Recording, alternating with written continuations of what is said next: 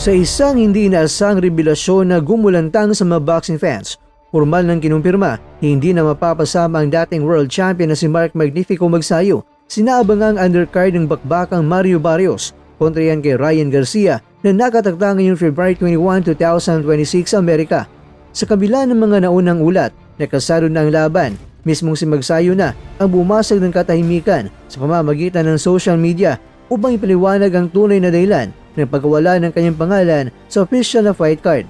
Ayon sa mga mapagkatiwalaang impormasyon mula sa loob ng industriya, ang saninang pagkakansila ng WBC Super Featherweight Title Eliminator sa pagitan ni Mark Magnifico Magsayo at Michael Magnesi ay nagugat sa limitadong slots para sa main television card. Napag-alaman na mayroon lamang 2 main card slots ang inilaan para sa bawat promotion company na kasama sa event, ang TGB Promotions at Golden Boy Promotions. Sa huling sandali, nagpasya ang TGB Promotions na unahin ang pagpapakita kay Frank the Ghost Martin sa isa sa mga bakanting slot.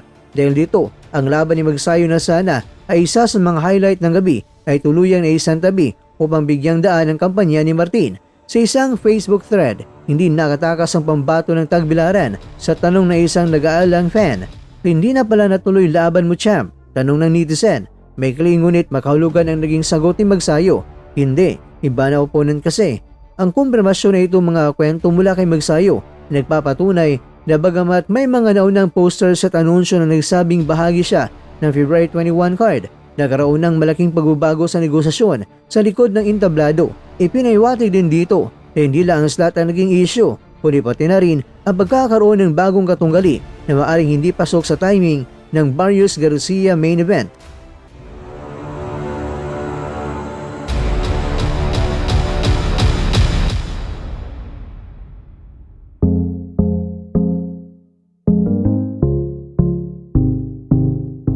Mga kakwento, ang pagkakaantala na ito ay isang malaking dagok para sa mga tagahanga ni Magnifico, lalo't ang laban kay Magnesi ay tinuturing na final step para makakuha ng pagkakataong muling lumaban para sa world title sa 130-pound division.